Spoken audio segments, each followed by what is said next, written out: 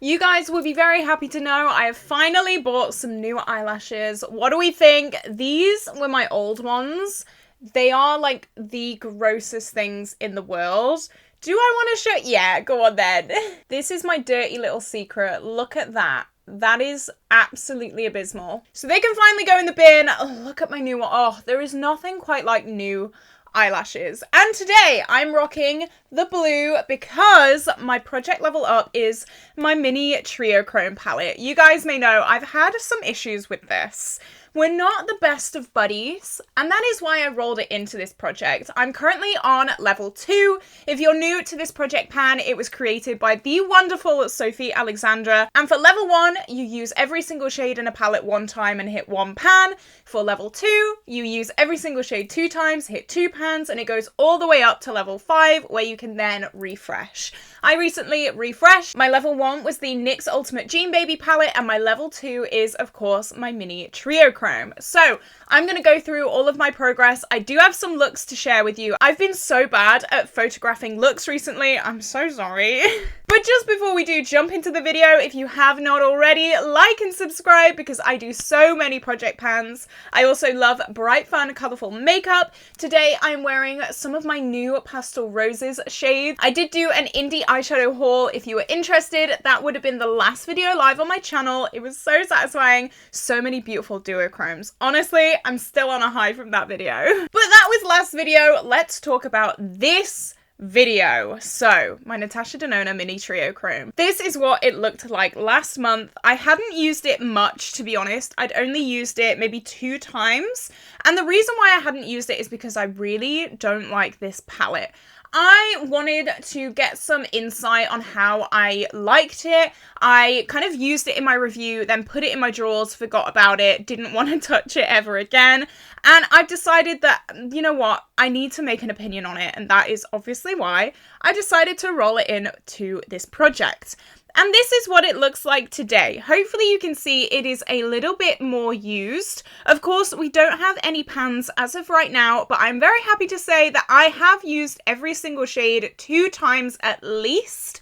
So I'm really happy about that. Natasha Denona is very difficult to hit pan on, but I'm slowly getting there and I have some big goals. I have some dreams, okay? So here we go. No pans, like I said, but I'm starting to get an understanding of this palette. I am wearing it today. It is the blue mattes that I have on and also my inner corner. As I said, I do have 2 other looks that I'm going to share with you and I'm really excited for that. But for now, let's go through the shades. So this first shade, which is the Cobalt Blue Matte, I've used that 2 times this month, so that has hit our goal. The Duochrome I have used 2 times, so I have also hit my goal on that. This middle deep blue I have used 4 times, so I have doubled my goal on that one, which is amazing. I'm really, really happy about that. This kind of periwinkly, I don't even know how to, it is like a periwinkle, light bluey, purpley matte shade. How many words can I use to describe one shade? I've used this 3 times this month, so of course I have hit that 2 use goal. And then this inner corner shade I have used 7 times this month, so way over the 2 use goal.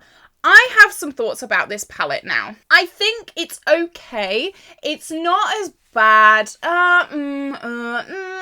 So it's not Natasha Denona. It's not what I would spend like luxury money on. It's okay. It's very dry going on the eyes. And I found that the pigmentation isn't like the absolute most amazing thing in the world. However, it's okay. It's fine. Like my Blue Moon would probably do a better job. My other indie brands would probably do a better job. It's very dry, just going on the eyes. I've noticed that the pigmentation isn't really there. It's not very creamy. I want to have these creamy mattes that just like blend beautifully. This isn't really that. It's like, it's just dry. That's the only way I can really describe it. Just dry. So let's talk about some looks. I'm going to start with the look that I'm wearing today. So like I said before, I am wearing some of the Pastel Roses beautiful shimmers on my lid. Like, oh, look at my lid. Look at my lids. stunning. But I am wearing these 3 shades on my crease and in my inner corner. So I started with this middle deep blue matte on the outer corner, and I wanted some depth today. I am going to the dentist later on, so I'm gonna rock up all blue. I normally don't like wearing colour out in public, but you know what?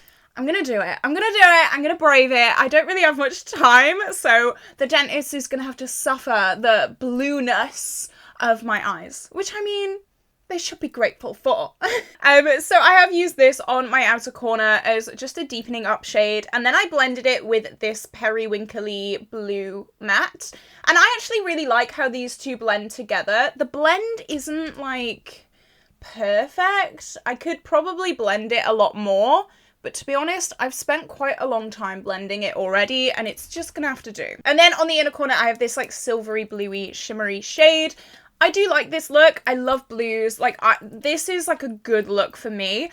I would wear blue every single day. I absolutely love it, and that is obviously a reason why I picked this palette, because I know I can get really good use out of it. So the next look is this look, and this is a very, very basic look that I did. All I did is put this periwinkle in the crease, on the lid, all over. I really smoked it out, blended it out. That is the only matte that I used. Then I put this inner corner shade on the inner corner and all over the lid as well. I did, of course, tap an indie duochrome sparkly shade over the top of it. I am me. I am just a human. You know, what else can I do? Of course I'm gonna do that. I want some sparkle. I want some shimmer. I want things to be super intense, super in your face. So, I mean, shoot me.